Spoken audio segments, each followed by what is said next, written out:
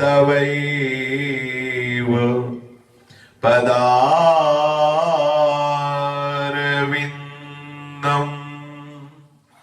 प्रेमामृतैकमकरन्द रसौघपूर्णम्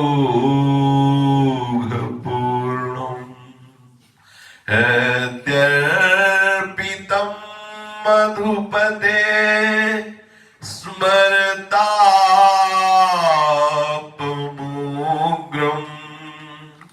निर्वापयत् परमशीतल भाश्रयामि निर्वापयत् परमशीतल भाश्रयामि।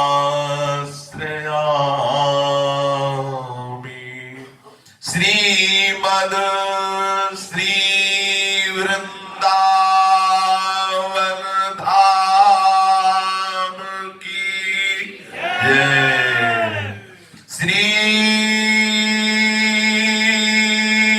वृंदावन श्री वृंदावन श्री वृंदावन श्री वृंदावन प्राण वृंदावन जीवन वृंदावन सर्वस्व वृंदावन श्री वृंदावन। श्री राधा वल्लभ लाल की जय।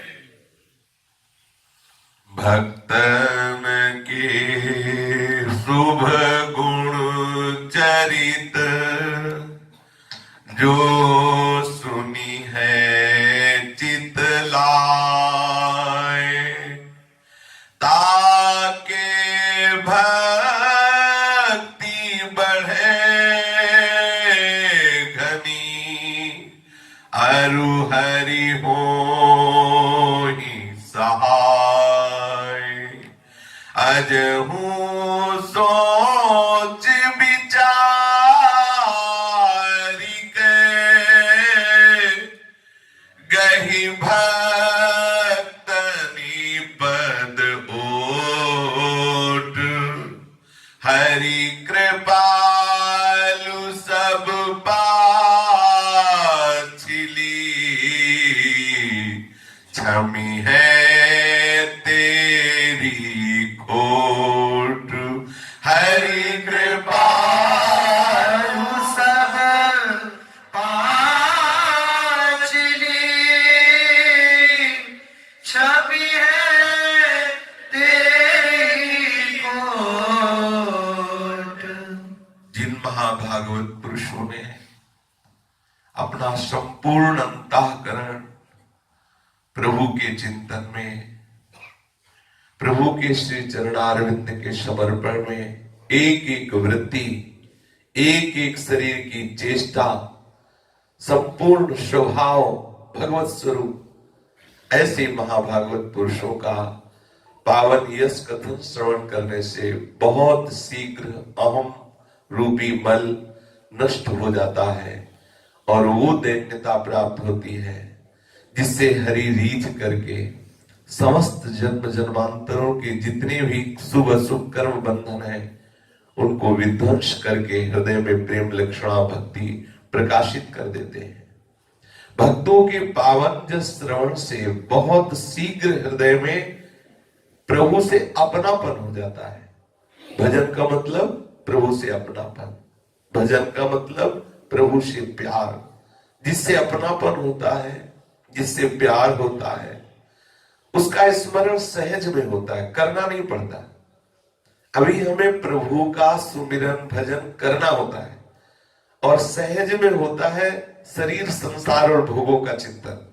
देख लो, सहज में चिंतन होता है शरीर का, शरीर के भोगों का, शरीर के संबंधियों का, शरीर के सुखों का, क्योंकि इससे अपनापन है। और श्री श्यामा श्याम का चिंतन करना पड़ता है, अगर ना करें तो भूल जाए। करने में सुख का अनुभव नहीं हो रहा, होने में सुख का अनुभव होता है। देखो, हम जब शरीर संसार का चिंतन करते तो अच्छा लगता है। कभी ऊब लगती है क्या? कभी ऊबे? 20 वर्ष हो गए वही भोजन चिंतन, वही शरीर चिंतन, वही संसार चिंतन, वही संसार की क्रियाएं, वही संसार की बातें। ऊब गए। कभी ऐसा होता है? नहीं होता। क्यों? क्योंकि इससे अपनापन है। और प्रभु की बातें हर समय वही नाम जप करो, कीर्तन करो, पाठ करो, चर्चा सुनो, ऊबना होता है। क्यों? क्योंकि प्रभु अपने नहीं है, ऐसा हमने मान लिया है। पक्की बात समझना, ये हृदय की बात है। जिससे अपनापन होता है उसकी प्रत्येक बात अच्छी लगती है, स्वाभाविक उसका चिंतन होता है। जब और अपनापन गाढ़ हो जाता है तो उसके बिना जिया नहीं जाता है। देखो, कितने ऐसे विषयी जीव हैं जो विषय के बिना कहते हैं हम जी नहीं सकते, हम इस वस्तु के बिना जी नहीं सकते, हम इस पदार्थ के बिना नहीं जी सकते। अहो भाग्य है उन महाभागवत पुरुषों के, जिनके हृदय में ये बात आती है कि मैं हरि के बिना नहीं जी सकता, मैं हरि सुमिरन के बिना नहीं जी सकता, मैं हरि चर्चा के बिना नहीं जी सकता। ये वृत्ति कैसे आएगी? ये वृत्ति कैसे आएगी कि मैं प्रभु के बिना नहीं जी सकता? ये वृत्ति केवल केवल महाभागवत संत महापुरुषों के संग से आएगी। दूसरा कोई उपाय आज तक शास्त्र में कोई साधन नहीं है। किसी भी महापुरुष की जीवनी पढ़ के देख लो, उसके मूल में महाभागवत संत पुरुषों की कृपा। वो व्यक्त संत हो या अव्यक्त संत हो, बिना संत कृपा के कोई भी प्रभु से सिद्ध जो अपनापन है उसका अनुभव नहीं कर पाएगा। ऐसा माया का जाल है। बिना भगवत भागवत महापुरुषों की कृपा के कोई भी अपने स्वरूप का अनुभव या प्रभु से वो घनिष्ठ अपनापन जिसमें तद स्मरणेन परम व्याकुल देती, ऐसी स्थिति, एक जरा सा भी विस्मरण का भाव हो तो व्याकुलता आ जाए। त्रिभुवन की समस्त राज लक्ष्मी देने पर भी जो आधे पल के लिए भी अपने प्रीतम का विस्मरण ना करे, वो महाभागवत है। ये है अपनापन। ये अपनापन आता है संतों से, जो भगवत प्रेमी महात्मा जन है, उनके चरणों का आश्रय लेकर उनकी बताई हुई युक्तियों से हम अपने मन को प्रभु में लगाएं, प्रभु के चरणों में लगाएं।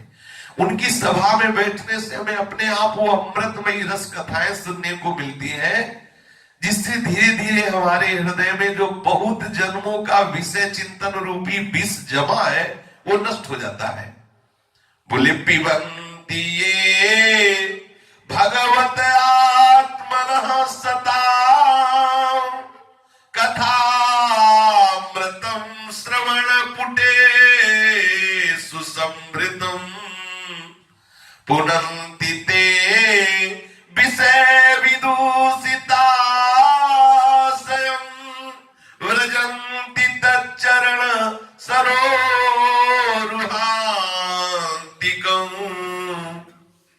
जो संत महापुरुषों की सभा में बैठते हैं तो संत महापुरुष अपने आत्मस्वरूप श्री हरि और श्री हरि प्रेमी महाभागवतों का जस गान करते रहते हैं।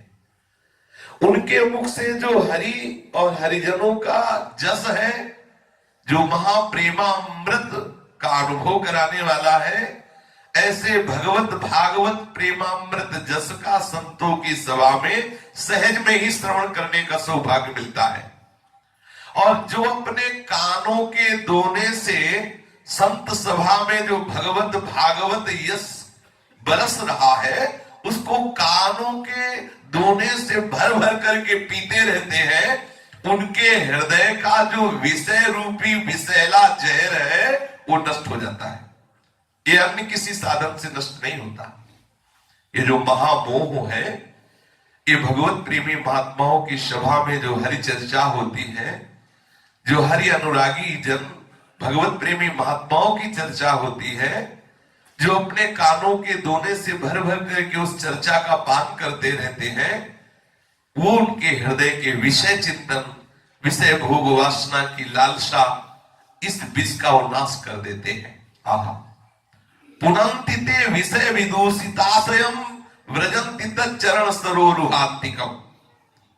विषयों का विषैला प्रभाव बिना किसी अन्य साधन के केवल भगवत चर्चा सुनते सुनते जाता रहेगा, और अंतःकरण से जहां विषयों का विषैला प्रभाव हटा, ता तच्चरण सरोरुहांतिकम। एकांतिक भक्ति प्रभु श्री कृष्ण के चरणारविंद में हो जाएगी। एकांतिक प्रेम अर्थात प्रभु के चरणों के सिवा और कुछ अच्छा लगेगा ही नहीं।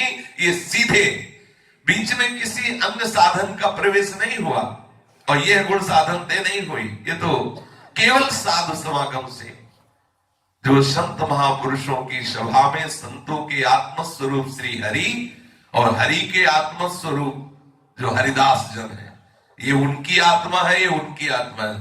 साधु हृदय मह्यम साधु नाम हृदय। भगवान नहीं कह रहे कि साधु मेरा हृदय और मैं साधु का हृदय। तो जो आत्मा स्वरूप श्री हरि की चर्चा करते रहते हैं संत जन, जो संत जन भगवत चर्चा बांटते हैं, उसमें कितना बड़ा लाभ मिलता है। बोले केवल सुनने से बात नहीं बनेगी, यहां कह रहे केवल सुनने से बात बन जाएगी। यदि आप अपने कानों के दोने से भर भर करके भगवत भागवत चर्चा सुनते रहे, तो आपके हृदय का जो विषयों का विषैला प्रभाव है, विषैला प्रभाव ये कि शब्द स्पर्श रूप रस गंध इन इंद्रियों को भोगों में सुख है, ये जो अंदर छा गया है, ये नष्ट हो जाएगा।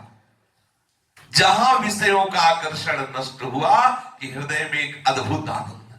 सच्ची मानिए, अगर उस आनंद स्वरूप का आवरण है तो ये विषय चिंतन ही है। जो हमारा स्वरूप है सहज सुख राशि, जो हमारे प्रीतम का स्वरूप है आनंद सिंधु, वो यही है, दोनों है। वैसे तो एक मानो, अगर नहीं एक मान रहे तो दो मान लो। एक ईश्वर है, एक जीव है, ऐसा वेद वर्णन करते हैं, ऐसा भागवत में भी वर्णन है कि इस शरीर रूपी वृक्ष में हृदय रूपी घोंसले में दो पक्षी रहते हैं, एक आनंद सिंधु और एक सहज सुख राशि। सहज सुख राशि अंश और अंशी आनंद सिंधु, एक ईश्वर एक जीव, दो पक्षी घोंसले में रहते हैं, ऐसा मान लो। वेद दोनों बातें कहते हैं। बोलो, हमारा मित्र आनंद सिंधु है और हमारा स्वरूप सहज सुख राशि है, लेकिन हम दुख में जल रहे हैं, हम महान क्लेशित हो रहे हैं, हम अशांत हो रहे हैं। बोले उसका कारण क्या है? बोले संसार में सुख है, इंद्रियजन्य भोगों में सुख है। ये बात हमें सदैव आनंद सिंधु से, अपने सहज सुख राशि स्वरूप से विलग किए हुए है, क्योंकि हम विषय चिंतन करते रहते हैं, हम शरीर चिंतन करते रहते हैं। बोले कैसे नष्ट हो, इसका कोई साधन? बोले एक ही उपाय है। क्या? बोले रसिकन संग फिरो दिन राती। जो भगवत प्रेमी महात्मा जन है, रात दिन यदि सौभाग्य हो कि उनकी आज्ञा के अंतर्गत रहने को मिले, और उनके श्रीमुख से निकले हुए जो भगवत भागवत यशामृत है, हरिजसामृत है, हरिजनों का जसामृत है, वो यदि श्रवण रूपी दोनों से भर भर कर पीने को मिले, तो हमारे हृदय का जो विषय चिंतन है, जो विषयों के प्रति आकर्षण है, जो जगत में महत्व बुद्धि है, जो सुख बुद्धि है भोगों में, वो हट जाएगा। इसके हटते ही लाभ क्या मिलेगा? जो हमारा सहज आनंद सिंधु मित्र प्रीतम है, वो स्फुरित होने लगेगा, क्योंकि वो है। जो हमारा सहज सुख राशि स्वरूप है, ये हमारे बोध में आने लगेगा। प्रभु श्री कृष्ण के चरणारविंद में एकांतिक भक्ति उदय हो जाती है।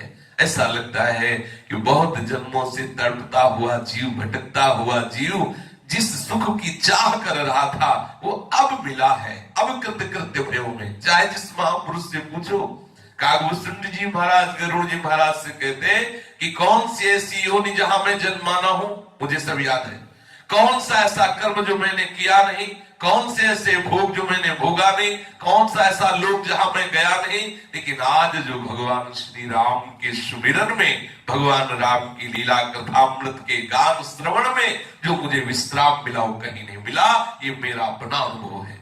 गरुड़ जी महाराज से काभूषण जी महाराज कह रहे परम विश्राम मिल जाता, पायो परम विश्राम।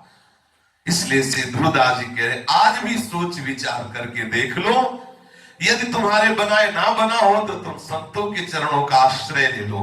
उनके आश्रय से तुम्हारे हृदय की ये जो विषय तरंगमाला है शांत हो जाएगी। पूज्य श्री राधा बाबा जी महाराज कह रहे ध्यान दीजिए, बहुत सुंदर बात है, ये बहुत मनन करने योग्य बात है। ये मन में साधक के विचारों की एक लहर चलती रहती, जैसे समुद्र है उसमें लहर उठती रहती, एक लहर शांत हुई तो पीछे से कई लहरें आती रहती। आप कहीं भी किसी भी नदी या किसी विशेष विशाल जलाशय में देखिए, वायु के थपेड़ों से वो एक तरंगमाला बनती रहती है। ऐसे ही मन में माया के त्रिगुण थपेड़ों से, सतोगुण रजोगुण तमोगुण से त्रिगुणमयी तरंगमाला अंतःकरण में बनती ही रहती है। ये अज्ञानी जी उसी में पिसता रहता है, इसी में पूरा जन्म निकल जाता है। कभी सात्विक वृत्ति की तरंगमाला, कभी राजसिक वृत्ति की तरंगमाला, कभी तामसिक वृत्ति की तरंगमाला, एक के पीछे एक तरंगें आती रहती है। और ये ऐसी बिल्कुल जुड़ी हुई तरंगें रहती है, ऐसा लगता है अगर ये कामना पूर्ण हो जाए तो मैं विश्राम प्राप्त कर लूं, लेकिन वो पूर्ति होते होते कई कामनाएं और खड़ी होती है, पूरा जन्म निकल जाता है, मन शांत नहीं रहता, हर समय मन में स्फुरना रहती है। ये सबकी बात है, सबकी, किंतु ये उनकी बात है जो साधारण मनुष्य है, ये साधकों की बात नहीं, ये भगवत चरणारविंद के आश्रित जनों की बात नहीं है। जो साधारण मनुष्य है, जो विषय सेवन में लगा हुआ है, जो हरि चरणों का आश्रय नहीं लिए, वही इस मन की तरंगमाला में फंसकर ऊहापोह में पूरा जीवन निकाल देते हैं। जगने से सोने तक वे इन विचारों के भंवर में पड़े रहकर नाचते रहते हैं, उन्हें शांति की नींद भी नहीं आती। वैसे ही विचारों से परिभावित स्वप्न के जाल में छटपट करते हुए उनकी रात कट जाती है, या मन की कल्पना में बीत जाती है, या भोगों में बीत जाती है, और दिन विशेष विशेष प्रकार की सुख की लालसा से कर्म करते हुए व्यतीत हो जाती है। प्रारब्धवशात जब सफलता के दिन आते हैं, कोई शुभ कर्म का फल थोड़ा सा जो भ्रमात्मक सुख है वो एकत्रित होता है, तो अहंकार आ जाता है। नई नई सफलता प्राप्त करने की नई नई योजनाएं, जब दुख में प्रारब्ध आता है तो वो विपत्ति का सृजन करने लगता है, वो बढ़ा हुआ अहंकार और उसे जलाता है, वो फिर चिल्लाता है, बड़े बड़े हृदय में ठेस पहुंचाने वाली चेष्टाएं करता है, व्याकुल हो जाता है, पूरा जीवन अशांत। आपका एक शरीर है, इसी भारत देश में देख लो, आपका शरीर है, अभी सूचना दे दी जाए कि इस आदमी को आत्महत्या करते हुए पकड़ा गया, बचा लिया गया, तो आपको इस बात का भारतीय विधान संविधान दंड देगा कि तुमने शरीर को नष्ट करने की क्यों चेष्टा की, आपको सजा होगी। सोचो, जब हमारा भारतीय सिद्धांत तुम्हें इस बात के लिए अलाउ नहीं करता, तो हमारा भागवतिक सिद्धांत तुम्हें कैसे क्षमा कर देगा। इसलिए सावधान होइए, अगर इस मन की तरंगमाला की थपेड़ों में पिसते रहे तो आपकी दुर्गति निश्चित है। बाबा कह रहे, पूज्य श्री राधा बाबा कह रहे, ये तोते की तरह रटने वाले लोग अपने को परमार्थिक कहते हैं। अच्छा है, अच्छा है, भगवान की बातें रट लेना भी अच्छा है, लेकिन इससे मन ही राम को नहीं समझाया जा सकता। निज सुख बिन मन होए कि थीरा। आप बातें भागवती कर लिए और चिंतन विषय ही चल रहा है, मन ही राम तुम्हारे कब्जे में आने वाले नहीं। चाहे जितना है बाहरी बात करो, जब तक भगवत साक्षात्कार नहीं होगा तब तक मन को विश्राम नहीं, तब तक बात बनने वाली नहीं। थोड़ा ऐसा सोच लो कि जीवन की अंतिम श्वास आने तक तुम्हें श्री कृष्ण मिल जाए, ऐसी तो चाल चलो। भगवत प्राप्ति के लिए बहुत परिश्रम की आवश्यकता नहीं, पहले ये बात समझ लीजिए। पूज्य श्री राधा बाबा ये तोते की तरह बातें रट लेने से काम नहीं चलने वाला भाई। जो साधना हम कर रहे हैं, जो बातें हमने भागवतिक सुनी है, हम मन में उतारें, बुद्धि में उतारने की चेष्टा करें। हम भागवतिक बातों का आदर करें, हृदय में चिंतन मनन करके उसे जीवन बनावें। यदि अपनी साधना में हमारी आदर बुद्धि होगी, महत्व बुद्धि होगी, अपनापन होगा, तो उसकी पहचान है कि आप चलते फिरते खाते पीते उठते बैठते हर समय वही चिंतन करेंगे जो आपकी महत्व बुद्धि। बहुत सुंदर बात, बहुत सुंदर बात। भजन की बात जे भी करने की प्रेरणा मिलती, बस आता है आज के बाद मिलना बंद, बोलना बंद, कमरा बंद। भैया बाहर से बंद हो जाओगे, अंदर का जो चिंतन है वो कहां फेंक दोगे? संसार बाहर वाला बाधक नहीं है, सबसे ज्यादा खतरा अंदर के संसार से है। आप देख लीजिए, बाहर का संसार हमें कोई परेशान नहीं कर रहा, हमें हर समय जलाता रहता है अंदर का संसार। हम सब एक ही लाइन में खड़े हैं, बैठे सोफा में, एसी रूम में है, और ऐसा लग रहा है बड़े सुखी होंगे, अंदर से जल रहे हैं। तो जला कौन रहा है? हमें अंदर का संसार जला रहा है। अगर भजन की बात कहो तो असली भजन है अंदर से भगवत चिंतन होना। हमने शास्त्रों में, अधिकतर शास्त्रों में खूब मनन चिंतन करके यही पकड़ आया कि भगवत प्राप्ति चिंतन से होती, चिंतन से। हर शास्त्र का सार बात पकड़ में यही आई। जो भी बचपन से शास्त्र और संतों का समागम से प्रसाद मिला, तब ये बात समझ में आई कि भगवत प्राप्ति चिंतन से होती। तुम चिंतन किसका करते हो? एक भृंगी कीट दूसरे कीट को ला करके उसे चिंतन से भृंगी बना देता है, तो यदि वो तो दूसरी प्रजाति का कीड़ा है, हम तो उसी जाति के हैं जिस जाति के भगवान है। ममैवांसो, हमको भगवत स्वरूप होने में क्या देरी? समझिए, वो तो दूसरी जाति का कीड़ा दूसरी जाति के कीड़े को ला करके अपने चिंतन के प्रभाव से अपनी जाति का बना लेता है। हम तो भगवत जाति के हैं ही। ममैवांसो, तू मेरा अंश है, भगवान कह रहे हैं। हमारा स्वरूप ही है चैतन्य सच्चिदानंद स्वरूप। भ्रमित हो गए, संसार के आकर्षण से भ्रमित हो गए। यदि हम चिंतन ना करें तो हमें आनंद की अनुभूति नहीं होगी। केवल तोते जैसी बाहरी बात रट लेने से मन को आनंद की अनुभूति नहीं होगी। ये जो विचारों का प्रवाह चल रहा है संसार की ओर, इसको बदलना होगा। ध्यान दीजिए, आप शांत बैठिए, देखिए आपका विचार का प्रवाह किधर जा रहा है? प्रिया प्रीतम की ओर, श्यामा श्याम की ओर, या जगत की ओर? यदि जगत की ओर जा रहा है, अभी बात बनी नहीं, मोड़ो उसे, एक एक वृत्ति को मोड़ो। बाहर की चेष्टा भी थोड़ा सहयोगी है, पर बात अंदर की चेष्टा से है। इसलिए कोई ये न समझ ले कि भगवत प्राप्ति बहुत पसीना चुहाने से होती। जो भागम भाग वही भगवत प्राप्ति कर लेगा। वो बहुत दौड़ लेता है तो भगवत प्राप्ति, वो बहुत व्याकरणाचार्य है तो भगवत प्राप्त हो जाएगा, वो बहुत बलवान है तो भगवत। इससे भगवत प्राप्ति बाहरी चेष्टाओं से, बाहरी क्रियाओं से नहीं होती। प्रभु के विराजने का स्थान है हृदय। हृदय में भरी हुई है गंदगी। आप गंदगी का चिंतन कर रहे हैं। यदि आप हृदय में प्रभु को विराजमान करना चाहते हैं तो साधन में आदर बुद्धि करें, जो संतों ने बताया है। बार बार चिंतन कीजिए, वो बताए हुए संतों के जो वचन है वो आपके हृदय की जो सांसारिक चिंतन रूपी गंदगी उसका नाश कर देंगे।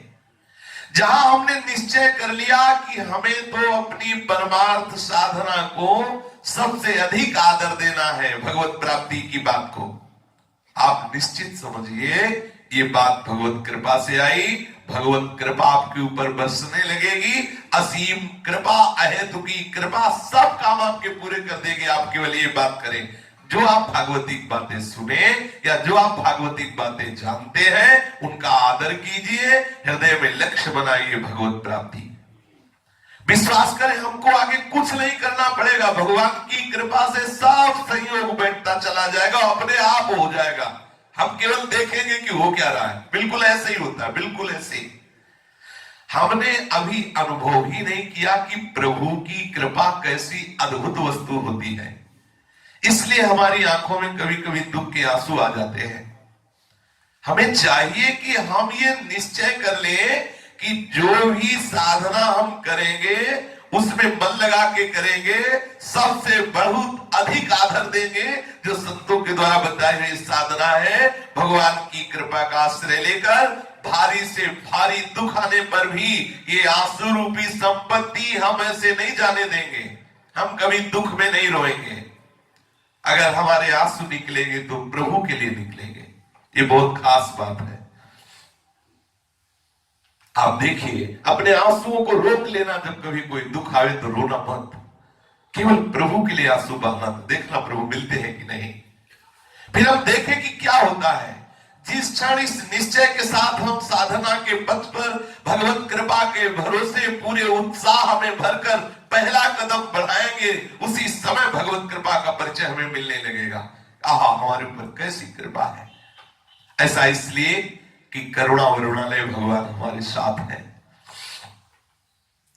अनंत अपरिसीम शक्ति लिए हुए प्रभु हमारे साथ, हमारी सहायता के लिए तैयार खड़े हैं। हम निकलना तो चाहे इस संसार रूपी दलदल से।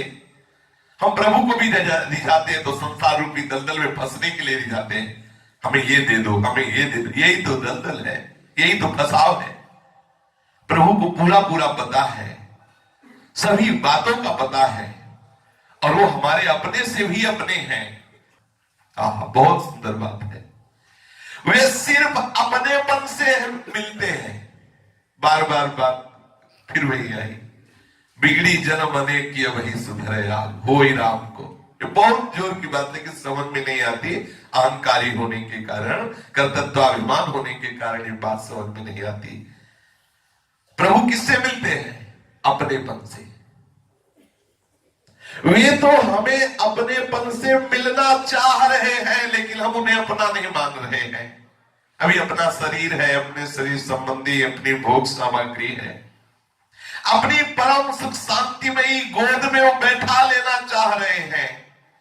हमने साधना में मन लगाया, इसका अर्थ हुआ कि हम प्रभु की गोद में बैठना चाहते हैं, उनकी कृपा की ओर उन्मुख हुए हैं। इसका अर्थ हुआ कि हम निरालंब होकर प्रभु की पुकार रहे हैं। प्रभु अपनी भुजा फैलाकर मुझे स्वीकार करे, ये हम अंदर से चाह कर रहे हैं। बस बस यही प्रभु चाह कर रहे हैं, तुम इतना करो। ये हुआ कि भगवान सामने आए। ये केवल भावुकता की बात नहीं, सत्य सत्य सत्य बात है। कोई भी एक करके देख लो, तुम्हें भगवत साक्षात्कार हो जाएगा। असली साधक की स्थिति बड़ी ही विचित्र होती है। सच्चाई उसके रोम रोम में भरी होती, कण कण में भरी होती है। वो सिद्धों की नकल नहीं करता, न वाणी में न मन में। वो तो अपने लक्ष्य की ओर संपूर्ण शक्ति बटोर कर, प्राणों का संपूर्ण उत्साह लेकर अपने जीवन की साधना प्रणाली के पथ पर निरंतर दौड़ता रहता है। उसे अवकाश कहां है दूसरों के गुण दोष देखने का। सच्चे परमार्थिक साधक की अपने पार्थिव शरीर से, ये मलमूत्र की थैली से रोज वैराग्य बढ़ता जाता है। यदि तुम्हारा शरीर से वैराग्य नहीं हो रहा तो अभी साधना ही क्या हो रही। सच्चे परमार्थिक साधक की अपने पार्थिव शरीर से, इस मलमूत्र की थैली से विरक्ति बढ़ती चली जाती है। क्योंकि असली साधक, परमार्थ साधक को, चाहे वो ज्ञान की साधना कर रहा हो, चाहे प्रेमा भक्ति की साधना कर रहा हो, दोनों ही स्थितियों में उसे इस मलमूत्र की थैली शरीर से वैराग्य होना ही पड़ेगा। अगर वैराग्य नहीं किया, अगर वैराग्य नहीं हुआ, तो ना तो प्रभु से प्रेम होगा और ना उसे तत्व बोध होगा। चाहे जिस आचार्य की वाणी देखो, पांचों भूले देह सुधी। हिताचार्य चरण कह रहे थे बचन मिथुन मुख निसरत सुन सुनि देह दशा किन भूलो, बिसरी देह तपहि मनु लागा। जहां भी देखो ये देह, देह के प्रति राग जो है वही हमारी साधना में बाधा हो रहा है। ये पार्थिव देह, ये मलमूत्र की थैली तो मैं नहीं हूं, इससे मैं कोई भिन्न वस्तु है।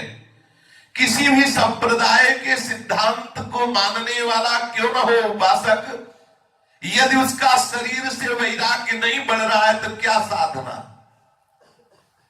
ऐसा इसलिए होता है कि उसका शरीर से वैराग्य नहीं बढ़ता, कि वो सांप्रदायिक सिद्धांत संकेत करते हैं एक सत्य और एक भगवान की ओर, वो सत्य और भगवान की ओर न चल करके अपनी वासनाओं का पोषण करता है, इसलिए उससे वैराग्य, शरीर से वैराग्य नहीं हो पा रहा है।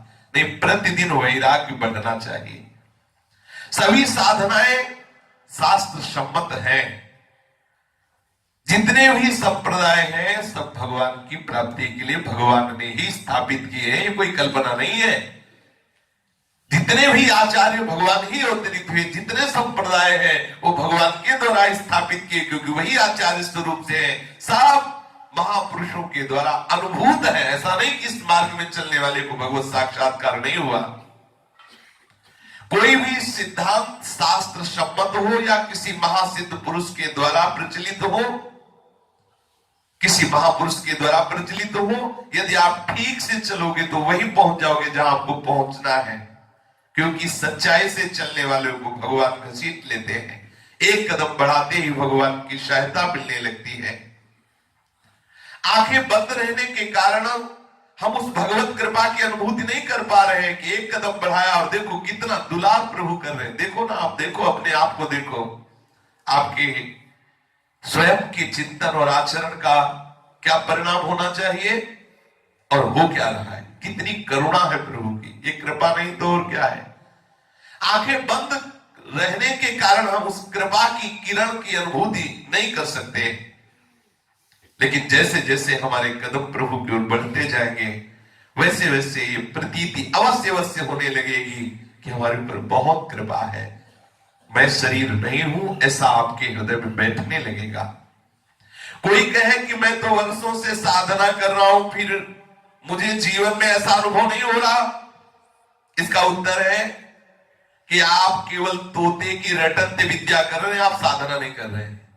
यदि आपका रोज वैराग्य नहीं बढ़ रहा, आपको शरीर प्रिय लग रहा है, शरीर के भोग प्रिय लग रहे हैं, तो आपको भ्रम है कि आप साधना कर रहे हैं, अभी आप साधना नहीं कर रहे।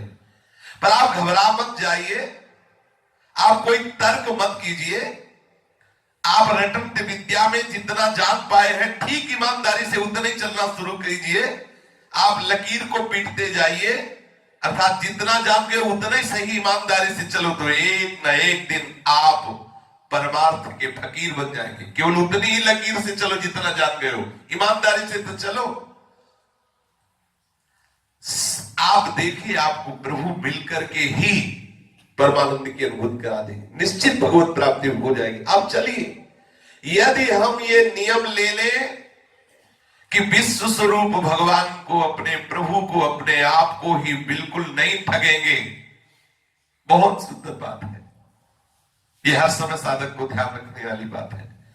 आप दूसरे से छुपाव कर सकते हो, हमारे इष्ट जिनसे मिलना चाहते हैं, जिनके लिए साधना करें, वो जान रहे हैं आप क्या कर रहे हो। आप अपने प्रीतम को, अपने प्रभु को, इस विश्व रूपी भगवान को नहीं ठगेंगे, इसकी वंचना नहीं करेंगे, तो निश्चित समझो, चाहे जितनी धीमी गति से चलो, उसका परिणाम होगा, आप कृतार्थ हो जाओगे, आप कृतकृत्य हो जाओगे। हम ठग रहे हैं, हम अपनी वंचना कर रहे हैं, अपने प्रीतम को ठग रहे हैं, धोखेबाजी कर रहे हैं। देख लीजिए भाई, कोई कह दे कि कल सूर्य उदय नहीं होगा, परसों की भी बात पक्की नहीं कही जा सकती, तो हमें उसकी बात सच्ची लगेगी क्या? हम तो हंसेंगे और सोचेंगे इसका माथा फिरा हुआ है क्या, ये पागल है क्या। एक अंधे को भी जिसने कभी सूर्य नाम की वस्तु नहीं देखी, जो कभी ये नहीं जान सका कि प्रकाश क्या वस्तु है, ऐसे जन्म से ही अंधे को भी ये बात कही जाने पर वो हंस देगा कि हमें तो नहीं दिखाई दे रहा, लेकिन सूर्य तो उदय होगा ही। ऐसा नहीं हो सकता कि सूर्य उदय ना हो, क्योंकि उसने सुन सुनकर ये विश्वास कर लिया कि सूर्य रोज उगता है। कोहरे के कारण भले ना दिखाई दे, कोहरा तुम्हारी आंख को ढके हुए सूर्य को ढक दे, ऐसी कोहरे की ताकत नहीं। एक अंधा भी नहीं स्वीकार कर पाएगा कि सूर्य उदय ही नहीं होगा, क्योंकि सुन देखा नहीं सूर्य को, लेकिन सुन सुन करके उसने ये दृढ़ निश्चय कर लिया कि सूर्य रोज उदय होता है। वैसे ही प्रभु की प्राप्ति नहीं होने पर भी, प्रभु का साक्षात्कार नहीं होने पर भी, प्रभु के अस्तित्व में, प्रभु की हेतु की कृपा में सच्चा विश्वास हो जाने पर उस विश्वास को हिला देना, डिगा देना असंभव। जैसे वो अंधा है, नहीं देखा सूर्य को, पर वो सुन सुनकर विश्वास कर लिया कि सूर्य रोज उदय होता है। अगर उसको भी कहा जाए सूर्य उदय नहीं होगा तो इस बात को वो नहीं मानेगा। ऐसे ही जिस उपासक के हृदय में प्रभु के अस्तित्व की भगवान है, प्रभु की है तो की कृपा की, कि प्रभु सब पर कृपा करते, हम पे भी कृपा है, सच्चा विश्वास, उस विश्वास को हिला देना, डिगा देना असंभव है। प्रभु के अस्तित्व में, प्रभु की हेतु की कृपा में विश्वास होते ही निश्चित समझिए जो बड़ी बड़ी साधना से बात नहीं बनती, बनने लगती है। मन धीरे धीरे संसार से, पाप कर्मों से ऊपर उठने लगता है। केवल केवल भगवान है और उनकी हमारे ऊपर हेतु की कृपा है, ये विश्वास होते ही मन की धरा उठने लगती है, शुभ अशुभ कर्मों से ऊपर उठने लगता है, सतोगुण का प्रकाश बढ़ने लगता है। जो मन में कामनाओं की निरंतर भट्टी जलती रहती है, वो प्रभु है, प्रभु की हम पे बहुत कृपा है, ये दो बात स्वीकार करते बुझने में देर नहीं लगती। पद पद पर जो प्रतिकूलता का अनुभव होकर ये छोटी बड़ी कामनाओं की पूर्ति में ठेस लगती, हृदय जलने लगता है, क्रोध की आग भभक उठती है, वो सब शांत हो जाएगी, आनंद की अनुभूति होने लगेगी। दो बातें स्वीकार करो, प्रभु है, उनकी हमारे ऊपर बहुत कृपा है, अहेतु की कृपा है, उस कृपा का कोई हेतु नहीं है। प्रत्येक बात में ही हमें असंतोष का भाव होता है, हम निगेटिव चिंतन करते हैं, घबराने लगते हैं, भयभीत होने लगते हैं। क्यों? ऐसा क्यों? बड़ी सांस तेजी से चलने लगती, घबराहट पैदा हो जाती, अव्यक्त रूप से घबराहट पैदा हो जाती है। ये सब स्थितियां केवल इसलिए आती है तुम्हें प्रभु पर विश्वास नहीं, तुम्हें प्रभु की हेतु की कृपा पे विश्वास नहीं। अगर आप अभी संतोष चाहते हो, अभी आनंद चाहते हो, अभी शांति चाहते हो, तो आप अविश्वास को मत आने दो, दृढ़ विश्वास रखो, प्रभु है, उनकी हमारे ऊपर बहुत कृपा है। जब हमारे प्रीतम है और उनकी कृपा है तो कोई हमारा मंगल कैसे कर सकता है?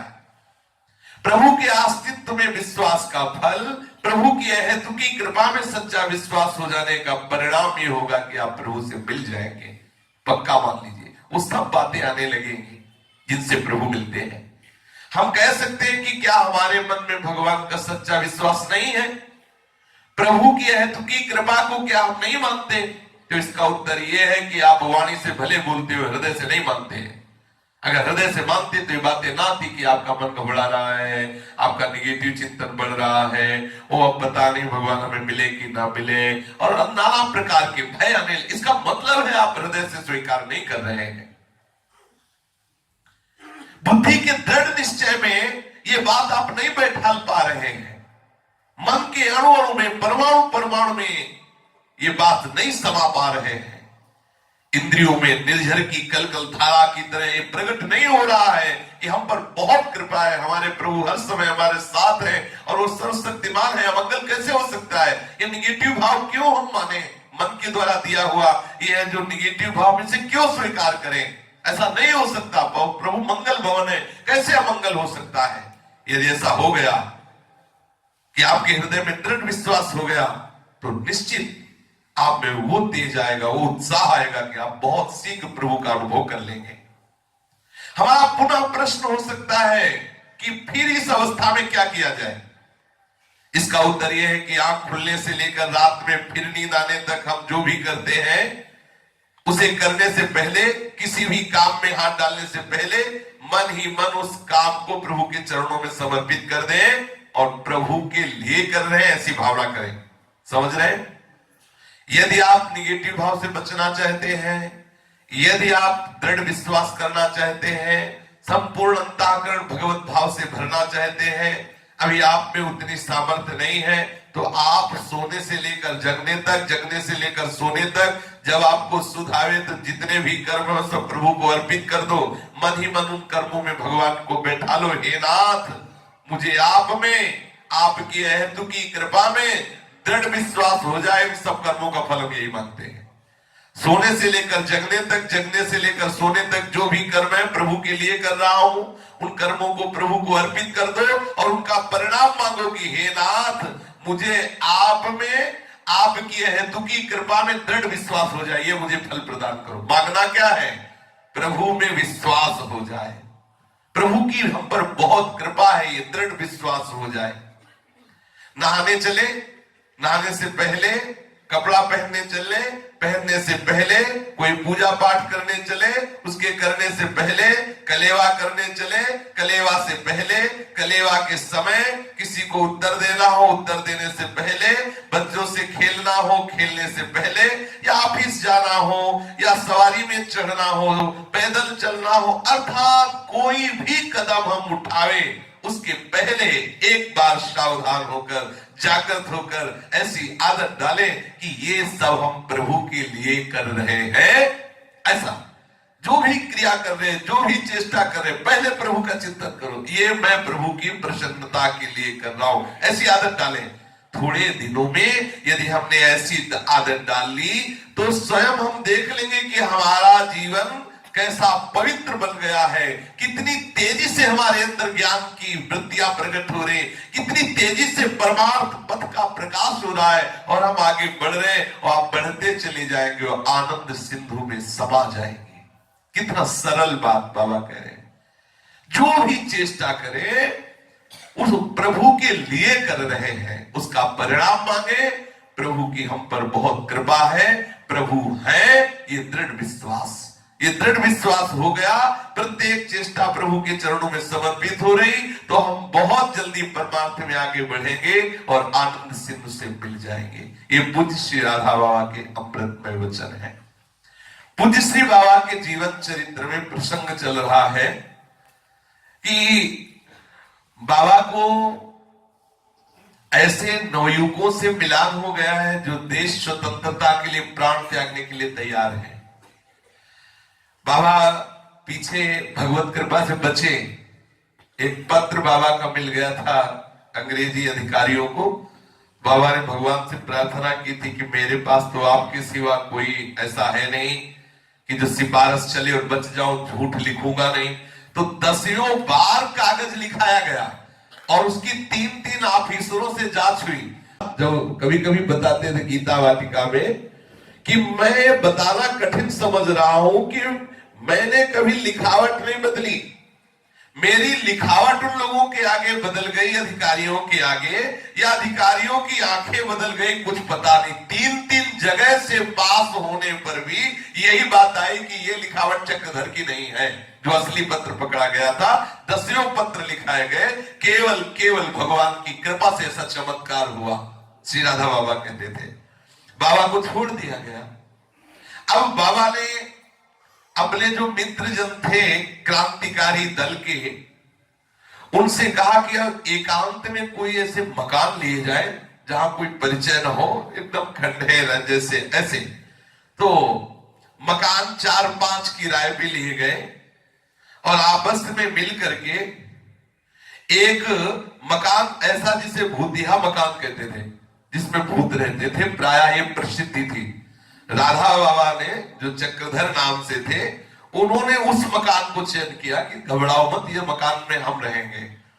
और उनके पास एक मशीन थी, साइक्लोस्टाइल मशीन, जिससे पर्चे छापे जाते थे। राधा बाबा ने अपने नवयुवकों से कहा कि हमारे भारतवासियों को पता चलना चाहिए कि अंग्रेजों का ये आंतरिक विचार क्या है, ये किस विचार से हम लोगों को ये शोषण कर रहे हैं, किस विचार से अपने अधीन कर रहे हैं। इनकी वो खामियां, रात भर पर्चे छपते और रात में इस सब जगह लग जाते, जिससे लोग पढ़े और सतर्क हो, सावधान हो। अंग्रेजी शासन के काले कारनामों का कच्चा चिट्ठा उन पर्चों में छापा जाता, और चाहे वो भूतकाल का हो चाहे वर्तमान काल का हो, और रात्रि में पर्चे छपने के बाद सब जगह चिपका देना, और कोई जान न पावे कहां पर्चा छपते और किसने चिपकाया। सुबह होते ही पुलिस की आंख में जब आते उस पर लिखा हुआ ऐसा ऐसा ऐसा, तो लोग भड़कते, लोग और अंग्रेजों के खिलाफ होते। दुर्भाग्यवश इनका एक साथी फंस गया, जिसको प्रलोभन में अंग्रेजों ने अपनी तरफ, इनकी बहुत चाल थी अंग्रेजों की, वो अपने भारतीयों को पद देके, धन देके अपने अंदर में, और फिर अपने भारतीयों की सूचना लेकर उनको नष्ट कर देते थे। तो फूट गया इनका एक साथी, और उन लोगों ने जानकारी दे दी कि कहां पर्चा बनाए जाते हैं और कौन कौन पर्चा बनाता है। भूतहा मकान में इन लोगों ने आधी रात को जो साइक्लोस्टाइल मशीन से कई हजार पर्चे छापे हुए थे, वहां पर्चे भी थे, मशीन भी थी, पर ऐसा लगा कि हमारी बात अंग्रेजों को पता चल गया है, ऐसा श्री चक्रधर जी को आंतरिक लगा कि अब हम सुरक्षित नहीं है, हमारी बात अंग्रेजों को पता चल गई। तो चौकन्नी दृष्टि से छत पे जाके छुप के देखते, चक्रधर जी छत पर लगी रेलिंग के एक झरोखे से झांक करके देखा, भूतहा मकान के चारों ओर चार दीवारी थी। चार दीवारी लगभग 4-5 फीट ऊंची रही होगी। चक्रधर ने देखा चार दीवारी के बाहर, चार दीवारी से सटे एक व्यक्ति खड़ा होता है, फिर बैठ जाता है, खड़ा होता है, बैठ जाता है। बाबा को लगा मेरे अंदर जो भागवती की स्फुरणा हुई कि कोई ना कोई अब हमें जान गया है, तो हमें लगता है हमारी सीआईडी लग रही। कहा उन्हें प्रसिद्ध दिखाई दिया, बाबा छुप के देख रहे, फिर वो बैठ जाता। चक्रधर जी को पक्का पता चला ये पुलिस का इंफॉर्मर है। इंफॉर्मर सूचना देने वाला, सूचना देने वाला है। चक्रधर जी अधिक ध्यान पूर्वक देखा तो पता चला खाकी वर्दी भी धारण किए हुए। चक्रधर जी का संदेह दृढ़ हो गया। चक्रधर जी के ध्यान में बात आई कि हमें लगता है हम पुलिस के द्वारा घेरे में आ गए। पुलिस अधिकारी की ओर से चौकसी रखने वाला, सूचना देने के उद्देश्य से नियुक्त किया गया है पुरुष है। थोड़ी थोड़ी देर में उठ करके वो देखता। चक्रधर जी नीचे तुरंत आए। उस भूतहा मकान में 3 व्यक्ति थे, चक्रधर जी, दूसरे उनका सहयोगी और तीसरे एक वृद्ध जो रसोई आदि बनाता था, रसोईया बुढ़ा। चक्रधर जी तथा उसके मित्र दोनों मिलकर उस साइक्लोस्टाइल मशीन व छापे गए पर्चे जो हजारों की संख्या में थे, अन्य सामग्री सब एक बड़े के बोरे में रख के बांधी। और चक्रधर जी ने उस बुढ़ा रसोईया से कहा कि पुलिस ना पकड़ पावे इस मशीन और पर्चे को, पकड़ लिया तो बहुत हानि हो जाएगी। हम रस्सी के द्वारा तुम्हें पीछे से उतारते हैं, तुम ये बोरा लेकर जाओ, थोड़ी ही दूर चलना, इसे रेत में गाड़ देना, और जहां यहां निकलो तो हर पैर को हाथ से मिटाते हुए निकलो, जिससे पता न चले कि यहां से कोई गया है। मैं भीतर से रस्सी पकड़े रहूंगा और तुम मकान के पीछे की तरफ उतर जाओ, साथ ही ये बोरा सावधानी से उतार लेना। मकान के पीछे ही जाते ही एक गड्ढा बनाना, क्योंकि बालू की जमीन है, बोरा को दबा देना, सावधानी रखना, पैर के निशान न मिलने पाए। ऐसा ये सब तुम करके दूर निकल जाना। हम दूर से देख लेंगे कि जब तुम सुरक्षित चले गए तो अगर मशीन और पर्चे ये सब नहीं मिले तो पकड़े जाएंगे, पिटाई होगी, लेकिन हमको फांसी सजा नहीं होगी। नहीं तो फांसी हो जाएगी, क्योंकि इतना विरोध। उस बुढ़े रसोइये को जैसे जैसे समझाया था चक्रधर जी ने, उसने वैसा सारा काम किया। वो बुढ़ा बोरा लेकर मकान के पीछे रस्सी से उतरा, ये दोनों लोग रस्सी अंदर से पकड़े रहे। उधर फोर्स आ गया और दरवाजा खटखटा रहा है। बड़े संतोष की बात थी कि उस बुढ़े के उतरने तक कोई बाधा नहीं आई। खटखटाने की आवाज सुनते चक्रधर जी ने अनुमान लगा लिया कि सरकारी आदमी आ गए। पुलिस के एक व्यक्ति ने दरवाजे पर थाप देते हुए कहा, दरवाजा खोलो। मकान के भीतर से चक्रधर ने कहा, क्यों, क्या बात है? त्वरा दिखाते हुए पुलिस ऑफिसर ने कहा, जल्दी दरवाजा खोलो, जल्दी। चक्रधर जी ने कड़कती आवाज में कहा, आप कौन हैं? पुलिस के सिपाही ने भी कड़कती आवाज में कहा, पहले दरवाजा खोल। चक्रधर जी तो जान ही रहे थे पुलिस है, पर बात इसलिए कर रहे थे कि वो बुढ़ा निकल जाए दूर पीछे से। जो चक्रधर जी जानबूझकर देर कर रहे थे, पुलिस को बातचीत में अटकाए रखना चाहते थे, जिससे उस बुढ़े को योजना के अनुसार कार्य करने के लिए निकल भागने का पर्याप्त समय मिल जाए। बातचीत में अटकाए रखने के उद्देश्य से चक्रधर जी ने जब दरवाजा नहीं खोला तो पुलिस दरवाजा तोड़ने की धमकी दी। यह सुनकर चक्रधर जी ने कहा, इस प्रकार की धमकी देना कोई शराफत का काम है क्या? जब तक संभव हो सका पुलिस को बातचीत में चक्रधर जी उलझाए रखे। अंत में दरवाजा खोलना ही था, खोल दिया गया। दरवाजे को खोलते ही पुलिस ने चक्रधर और उनके मित्र को हिरासत में ले लिया। पुलिस की हिरासत में दोनों मकान के बाहर खड़े थे। पुलिस के सिपाही मकान की तलाशी ले रहे थे। इस बीच चक्रधर के साथी ने चक्रधर जी से धीरे से इशारे से कहा, बहुत बड़ी भूल हो गई। जो दानदाता हमें मशीन में पेपर छापने के पैसे देते हैं, उनकी पर्ची तो हमारी जेब में है, और अभी अगर ये अंग्रेजी पुलिस कर्मचारी वो पर्ची पा गए तो जितने दानदाता है सबकी पिटाई करेंगे, सबको जेल में भर्ती कर दे, बंद कर देंगे। वो हमारी जेब में रखा है। इशारे से चक्रधर जी से कहा, ये पुलिस के हाथ में पड़ गया तो हमारे भारतीयों की बहुत दुर्दशा करेंगे, क्योंकि वो सहयोग करते थे। चक्रधर जी ने संकेत से ही कहा कि धीरे से हाथ को पॉकेट में ले जा, अंगुली और अंगूठे के संयोग से छोटा छोटा एकदम पर्चा कर दे, जिससे किसी भी तरह जोड़ के पढ़ा ना जा सके। ऐसे इशारे से क्या तुमसे काट दो। उस साथी ने बड़ी सावधानी से धीरे से हाथ अपनी जेब में ले लिया। उधर मकान की तलाशी चल रही थी और इधर चक्रधर जी ने देखा कि बुढ़ा रसोईया बहुत दूर निकल गया है। तसल्ली हुई कि मशीन छुप गई, पर्चे छुप गए, अच्छा रहा, बुढ़ा भी निकल गया। चक्रधर जी का मन आश्वस्त हो गया, पर्चे तथा वो साइक्लो स्टाइल मशीन सुरक्षित है। मकान की तलाशी में पुलिस को कुछ मिला नहीं। गुप्तचर विभाग के प्रमुख अधिकारी प्रदीप बाबू भी मकान के बाहर चक्रधर के साथ खड़े थे। ये प्रदीप बाबू वही है जो चक्रधर जी को बांदा के 3 पुलिस अधिकारियों की हत्याकांड में फंसाना चाहते थे, पीछे कल की चर्चा में था। चक्रधर जी ने प्रदीप बाबू से कहा, जब कुछ होगा तभी तो आपको यहां मिलेगा, हमारे पास ना पर्चा है ना हमारे पास मशीन है। हाँ, तुम्हें सच्ची बात कहता हूं, हमारे भारतीयों की दानदाताओं की एक तालिका थी जिसको हमने ऐसा नष्ट कर दिया कि ना तुम पढ़ पाओगे ना तुम्हारे अंग्रेजी सिपाही पढ़ पाएंगे। चक्रधर जी ने ऐसा कह के प्रदीप बाबू को सब चिकनाचूर जो अंगुली से कर दे दिखाया कि तुम्हारे में कोई ताकत नहीं कि तुम हमें किसी भी केस में फंसा सको। अब चक्रधर जी की ये बात सुनकर प्रदीप बाबू और पुलिस को भी बड़ा खेद हुआ कि हमारे पास तो कुछ हाथ नहीं लगा। पुलिस ने चक्रधर को गिरफ्तार कर लिया। पुलिस ने चक्रधर पर मुकदमा चलाया। इस मुकदमे का नाम था गया षड्यंत्र कांड। फैसला देते समय न्यायालय ने चक्रधर को कहा, इसे 6 महीने की कड़ी सजा दी जाए। राजनीतिक बंदी के रूप में चक्रधर जी को गया जेल में डाल दिया गया। चक्रधर गया जेल में सूर्यास्त होने के समय आए। अन्य कैदियों को अपने अपने वार्ड में बंद कर दिया जा चुका था। गया जेल में पहले से अनेक राजनीतिक जो अपने भारतीय थे वो बंद थे। महात्मा गांधी ने अंग्रेजी सत्ता के विरुद्ध असहयोग आंदोलन छेड़ रखा था और जो व्यक्ति राजनीतिक आंदोलन में भाग लेता अंग्रेजी सरकार उसे जेल में बंद कर देती।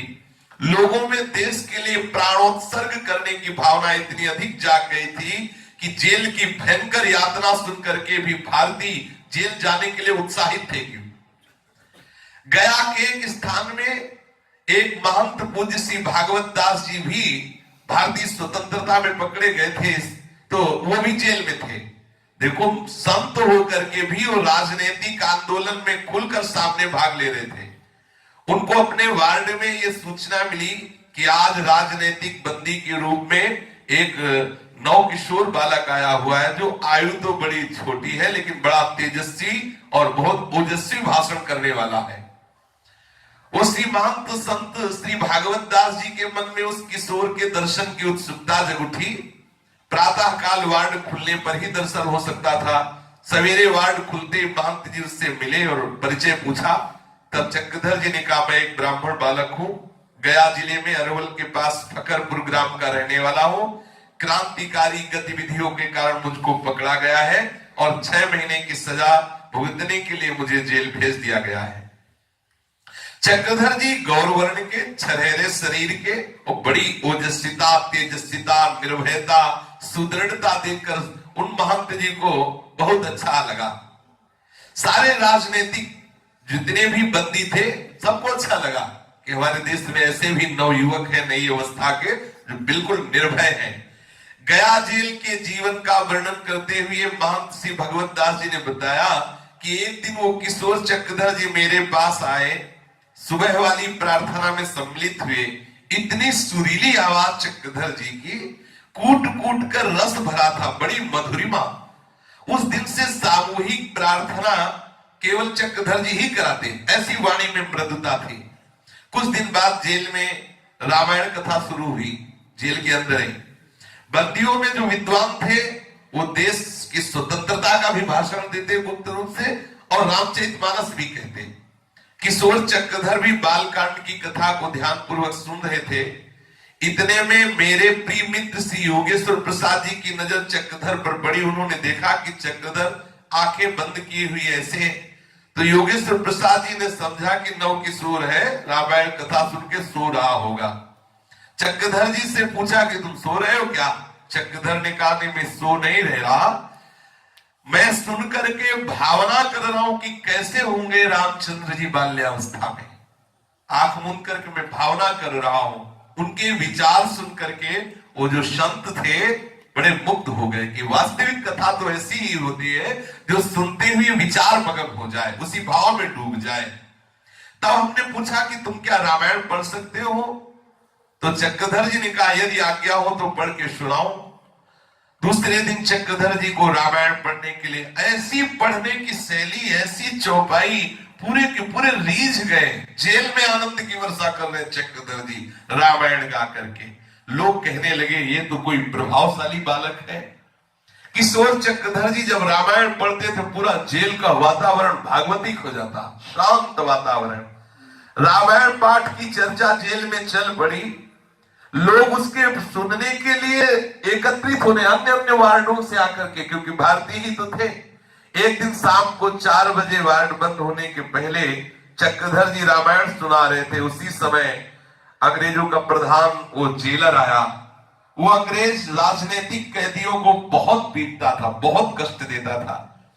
उसने ये भी देखा कि चक्रधर हिंदू ग्रंथ का अध्ययन करने वाला, हिंदू ग्रंथ की महिमा को बताने वाला है, तो आते ही उनकी चोटी थी चक्रधर जी की, ऐसे पकड़ा, ऐसे हिला के ऐसे उठा दिया, और चोटी हिला करके जो लांग बूट पहने हुए थे, मजबूत जूते, मारा जूते की ठोकर चक्रधर जी वैसे फैल गए। रामायण पढ़ रहे थे, ऐसे ही रामायण छाती से लगाए। बड़ा अत्याचार। पहले तो चोटी पकड़ के ऐसे हिलाया, उठाया, मारा, पैर ऐसे लात मारी जूते से, और रामायण छीनना चाहा। लेकिन रामायण इतनी जोर से चक्रधर जी ने, और रामायण का स्वर बंद नहीं हुआ, वो पीटता रहा, जूते मारता रहा पैर से और चोटी हिला, लेकिन रामायण नहीं बंद हुई। बड़े जिद्दी स्वभाव के बाबा थे, ऐसे रामायण। उसने उठाकर मैं रामायण से चक्रधर जी को पटक दिया, फिर भी रामायण बंद नहीं हुई। फिर उनको अलग वार्ड में बंद करवा दिया।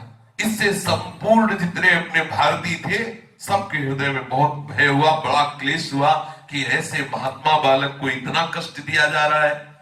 गया जेल के सुप्रिंटेंडेंट का नाम था मेजर वर्ग, पूरा राक्षस। ये आयरलैंड का रहने वाला, ये आयरिश मेजर वर्ग सेना विभाग से जेलर के पद पर कार्य करने के लिए आया था। स्वभाव में क्रूरता ठूस ठूस के भरी थी। ये इतना क्रूर था कि दया, सुहृदता, सज्जनता कहीं कण भी इसके जीवन में नहीं था।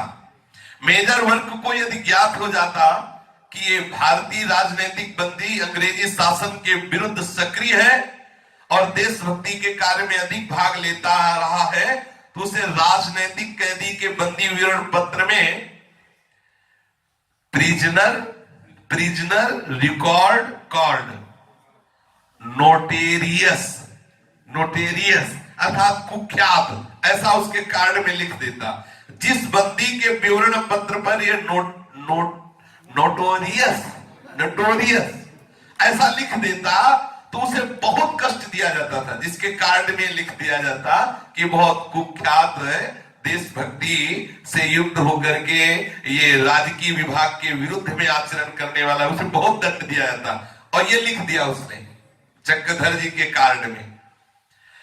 उसे संतोष इतने से भी नहीं हुआ, एक वाक्य और लिख दिया कि I will take care of him,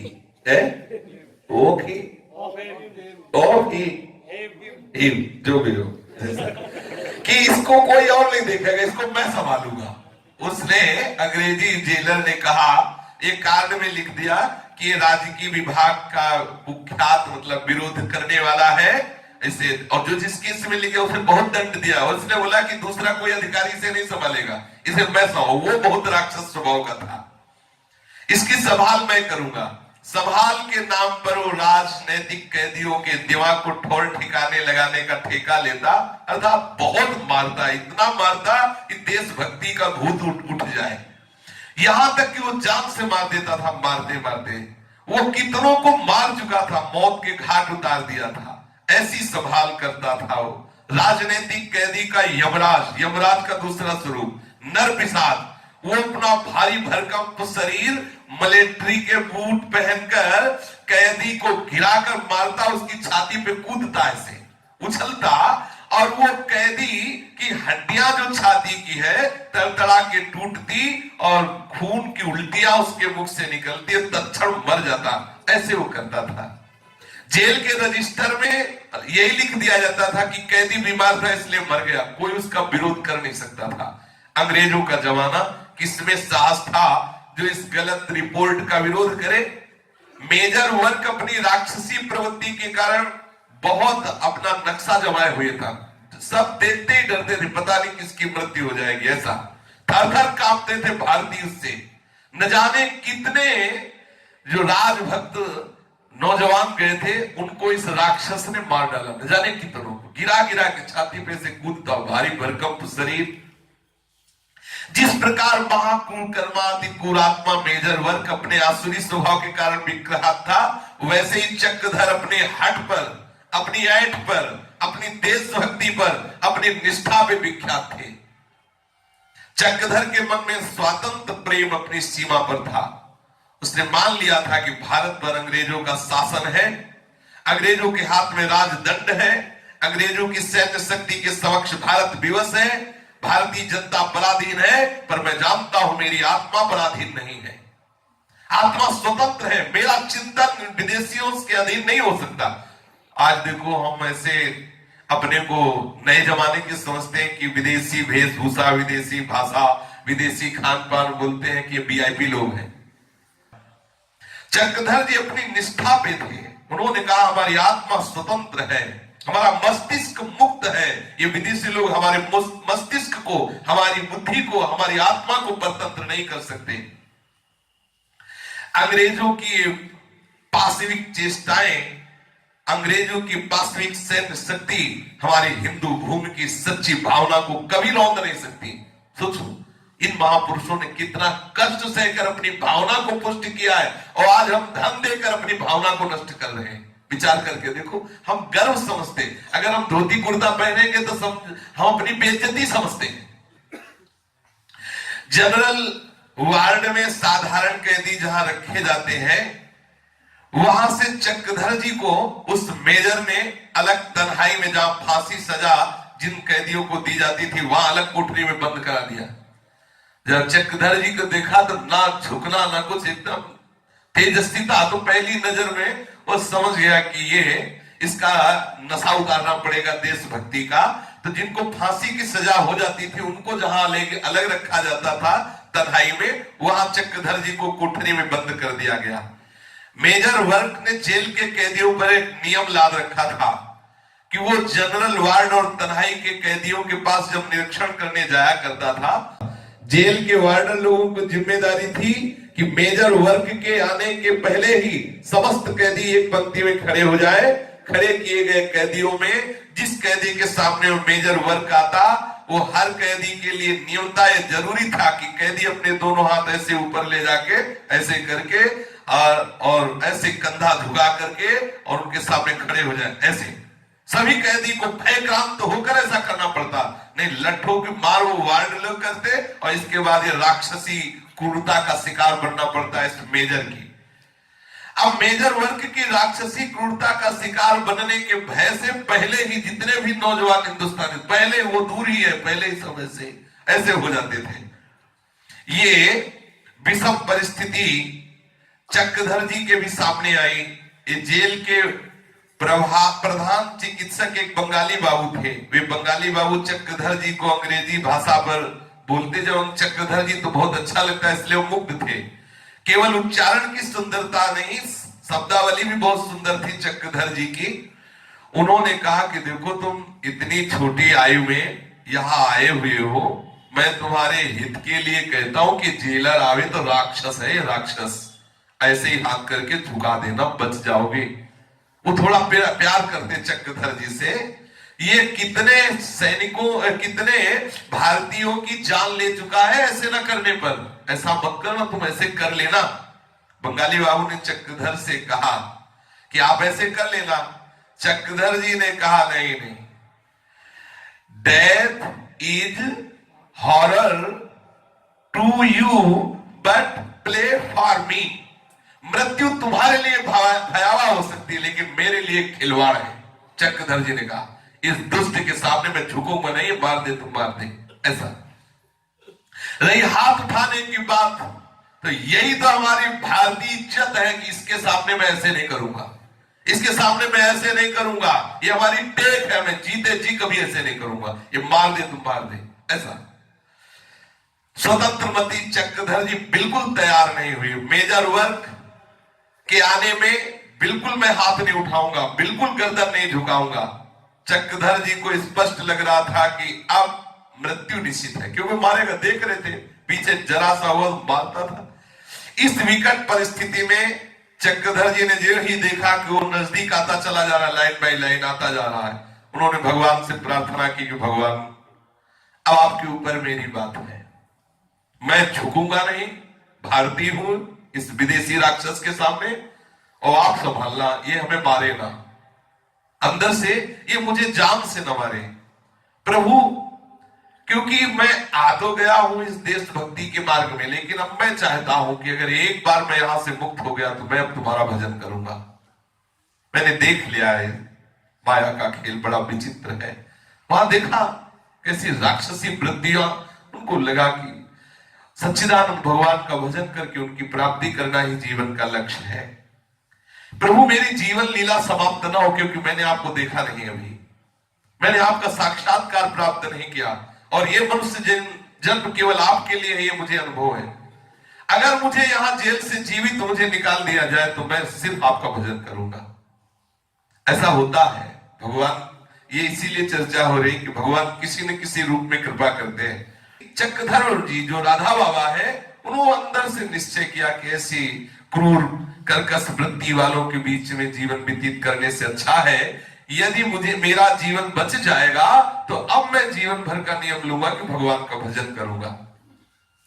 major वर्ग जब निरीक्षण करने के लिए आया तो सारे कैदियों को एक पंक्ति में खड़ा किया गया। उस पंक्ति में चक्रधर जी भी खड़े थे। जिस कैदी के सामने मेजर वर्ग गया उस सबने अपने हाथ ऐसे रखे और ग्रीवा झुका दी। मेजर वर्ग जब पंक्ति में खड़े चक्रधर के सामने आया तो चक्रधर ने अपना हाथ नहीं उठाया। मेजर वर्ग के साथ 5 वार्ड रहते थे, उन्हीं वार्डरों को आदेश दिया और कैदियों को पिटवाने का काम उन्हीं से करता था, डंडे से। जब नहीं मानता तब वो अपने बूट से मारता। जब चक्रधर ने हाथ नहीं उठाया तो जेलर के साथ वाले वार्डर सोचने लगे ये कैसा मूर्ख लड़का है, जानबूझ करके मरना चाहता है, ये लड़का अपना हाथ नहीं उठाता, जेलर तुरंत इसे मृत्यु के हवाले कर देगा, ये नादान तो अपनी मौत को जबरदस्ती बुला रहा है। वार्डर तो विगत अनुभवों के आधार पर सोच रहे थे कि इस लड़के के सिर पर मौत नाच रही, क्योंकि देखते थे कि वो रोज मारता था कईयों को जान से। जिस तन्हाई में लड़का रह गया है उसकी अगली तन्हाई वाले कई कोठरियों वालों को इसने जेलर ने कुछ दिन पहले ही इसी जिद के कारण मार दिया था। चक्रधर के द्वारा हाथ न उठाए जाने के कारण हर क्षण काली भयावनी आशंका गहरी होती चली जा रही थी। वो मेजर वर्ग चक्रधर के सामने 5 मिनट तक खड़ा रहा। 5 मिनट तक चक्रधर ने ना तो अपना हाथ उठाया, बस ऐसे पीठ के पास ऐसे हाथ बांधे हुए उसकी आंख में आंख मिलाकर खड़े रहे। वो अंदर ही अंदर की हे भगवान आप सब कुछ कर सकते हो, हे भगवान आप सब कुछ कर सकते हो, आप सर्व समर्थ हो। ऐसा मेजर वर्ग सामने खड़ा खड़ा सीटी बजाता रहा कि वो हाथ ऐसे करे, ग्रीवा झुकाए। पता नहीं भगवान ने क्या जादू कर दिया, भगवान ही जाने। मेजर वर्ग को पता नहीं चक्रधर दिखलाई नहीं दे रहा था, क्या था मेजर वर्ग को चक्रधर के स्थान पर क्या समझ में आ रहा था, किसी की कुछ बुद्धि काम नहीं कर रही थी कि 5 मिनट से प्रहार क्यों नहीं कर रहा। वो खड़ा सीटी बजा रहा था बार बार। ये क्या हुआ भगवान जाने, परंतु इतना तो सबने देखा कि बिना हाथ उठाए, बिना गर्दन झुकाए, अकड़े हुए चक्रधर खड़े रहे। 5 मिनट तक वो सीटी बजाता रहा, इसके बाद वो आगे बढ़ गया, कुछ नहीं बोला चक्रधर जी से। ये भगवान का, ये इन्हीं सब अनुभूतियों के कारण बाबा एक महापुरुष बने कि भगवान मेरा हर समय साथ देते रहे। जे ही मेजर वर्ग आगे बढ़ा, उस समय भगवान के प्रति चक्रधर के मन की भावनाओं का वेग कितने प्रबल से बह चला, वो केवल अनुभव की बात है। भगवान ने मेरी टेक रख दी, भगवान ने मेरी प्रार्थना सुन ली, मेरी रक्षा कर दी।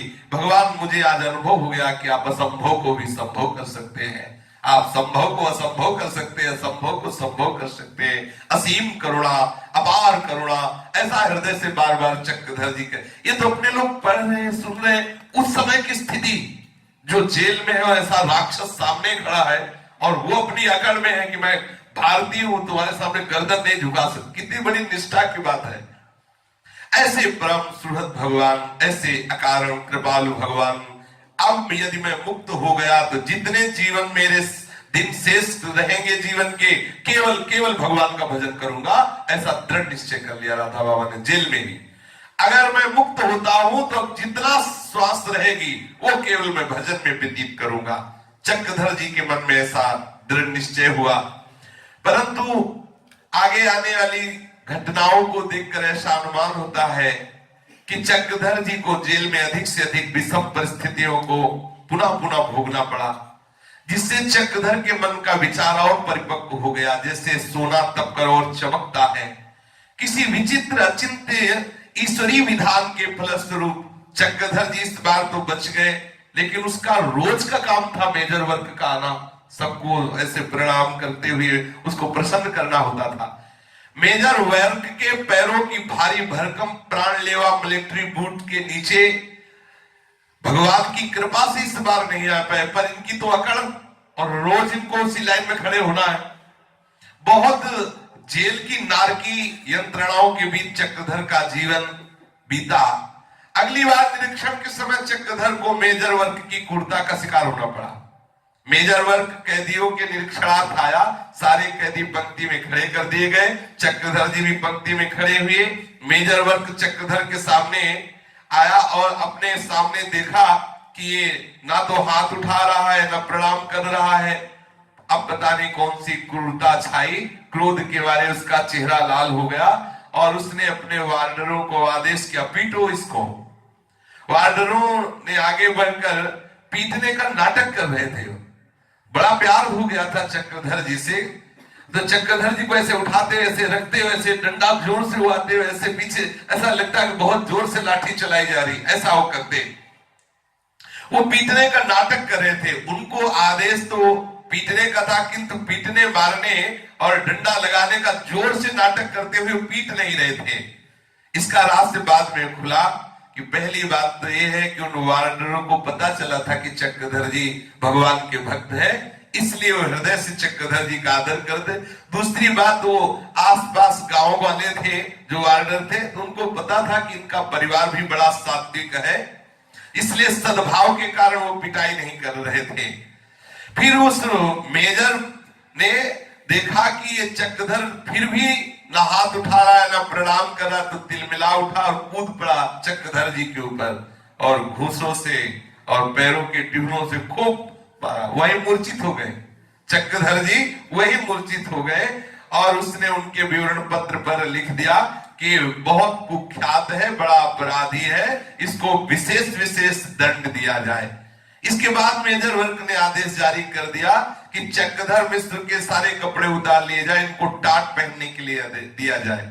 टाट देने के लिए चक्रधर जी को जेल के वस्तु भंडार में ले जाया गया और जेल का एक वार्डर, उस वार्डर ने चक्रधर से कहा, मैं आपको जानता हूं, आपके पिताजी मेरे पुरोहित हैं, मैं आपके पिताजी का यजमान हूं, मैं इस जेलर के काले कारनामों से परिचित हूं, इसने बहुत से कैदियों को मार मार के जान से मार दिया है, इसकी चाल ढाल से लगता है कि आपका भी ये मंगल नहीं होने देगा, अर्थात आपको भी ये मार देगा। मेरी प्रार्थना है जब ये आए तो आप हाथ उठा दिया करें, आप इसे प्रणाम कर लिया करें। चक्रधर ने उस वार्डर से उसके गांव का नाम तथा उसके परिवार का परिचय पूछा। वो चक्रधर के गांव से सटे गांव का रहने वाला था। उस वार्डर के मन में चक्रधर के प्रति वात्सल्य उमड़ रहा था, किंतु चक्रधर भी अपनी आदर्शवादिता को, देशभक्ति को छोड़ने के लिए तैयार नहीं थे। किसी प्रकार से चक्रधर जी ने उस वार्डर को समझा बुझा दिया। टाट के नाम पर चक्रधर जी को पहनने के लिए नारियल की जाट से बना हुआ टुकड़ा दिया गया। सर्दियों का समय, कोई भी वस्त्र, सब वस्त्र उतरा लिए गए। अलग अलग कपास के धागे से बने हुए कुछ कपड़े, कुछ होते थे जूट के बने हुए और कुछ होते थे नारियल के। तो चक्रधर जी को दिया गया नारियल का टाट, जो और खुरदरा लगे। शरीर की लज्जा निवारण के लिए केवल नीचे वो टुकड़ा पहनने को मिलता था। चक्रधर जी को तन्हाई की सजा दी गई, बहुत पिटाई की गई थी शरीर में। मार के कारण शरीर सूज गया था, बड़ी वेदना, बुखार आ गया और शरीर में इंजेक्शन लगवा दिया था, जिससे बड़े बड़े चेचक प्रकट हो गए थे। भयंकर ठंडी का दिन, बुखार ऊपर से, चेचक के ऊपर से दागों निकले हुए थे और नारियल का टाट उतना जितना केवल निम्नांग को ढक सके। आहा, कितना भयंकर कष्ट चक्रधर जी को भोगना पड़ रहा था। एक दिन जेल का सहायक जेलर चक्रधर जी के पास आया। वो मुसलमान था। वो जेलर सामने आया, चक्रधर जी की तरफ देखा। चक्रधर जी ने कहा कि मेरे शरीर में बहुत बुखार है और ये देखो चेचक भी निकला हुआ है और ये जो वस्त्र दिया है ये नारियल का है, बहुत चेचकों में चुभ रहा है, इसलिए मेरा निवेदन है कि मेरा ये वस्त्र थोड़ा बदल दिया जाए। उसने कहा नजदीक से आके बोलो, नजदीक से। तो नजदीक से बोले मेरा वस्त्र बदल दिया। पान खाए हुए था, पूरा मुंह में थूक दिया। उस अधिकारी जो मुसलमान, पूरा चक्रधर जी के मुंह में वो पान थूक दिया। उस तन्हाई की कोठरी में तभी घोर वैराग्य बाबा को, घोर वैराग्य, ये क्या संसार है, घोर वैराग्य हुआ। उस तन्हाई की कोठरी में चक्रधर अकेले अपने कष्टों से जूझ रहा था। चक्रधर एक तो ब्राह्मण परिवार के वैष्णव संस्कार से युक्त थे और दूसरी बात यह थी कि कभी भी उनके हृदय में अन्य आश्चर्य नहीं हुआ। अब अंदर ही अंदर बस तेरे मालिक है दीनानाथ, सोच मन काहे को करे, बार बार कष्ट में पड़े हुए याद कर रहे थे। मेजर वर्ग के घूसों ने चक्रधर जी की नस नस को पीड़ा पहुंचाया था, इतना मारा था। बस वो चक्रधर जी उसी समय निश्चय किया अब मेरी श्वास खाली नहीं जानी चाहिए, हो सकता है आप प्राण निकल जाए। शुरू कर दिया शिव शंकर शिव शंकर शिव शंकर, राधे श्याम राधे श्याम राधे श्याम राधे श्याम, सीताराम सीताराम सीताराम सीताराम, ऐसा जपना जेल में ही प्रारंभ कर दिया। बाबा अंदर ही अंदर शिव शंकर जपते, राधे श्याम जपते, सीताराम सीताराम जपते कि कोई तो सुन लेगा, चाहे सीताराम सुन ले, चाहे राधे श्याम सुन ले, चाहे शिव शंकर सुन ले। बार बार चक्रधर जप कर रहे थे, संकट में पड़े हुए निरंतर भगवान से प्रार्थना कर रहे थे कि हे भगवान मेरी श्वासें बच जाए तो मैं आपका भजन करके आपका दर्शन पालू, जीवन का लाभ यही है। शेष चर्चा आगे। श्री राधा वल्लभ लाल की जय। जय जय श्यामा जय जय श्याम, जय जय श्री वृंदावन धाम, जय जय श्यामा जय जय श्याम, जय जय श्री वृंदावन धाम। मेरी श्यामा मेरा श्याम, मेरी श्यामा मेरी श्यामा मेरा श्याम, मेरी श्यामा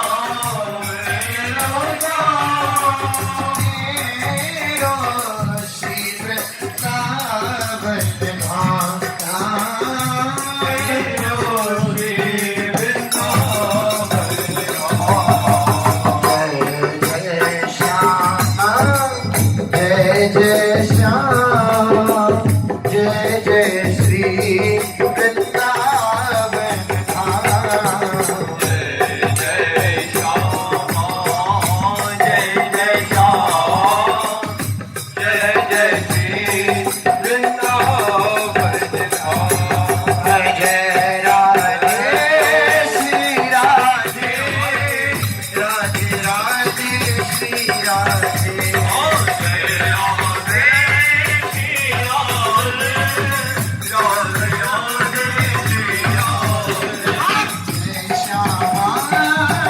श्यामा श्यामा श्यामा जय श्यामा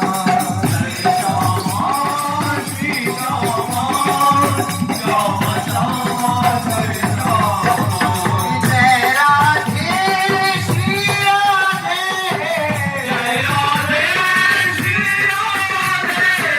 जय श्यामा श्री श्यामा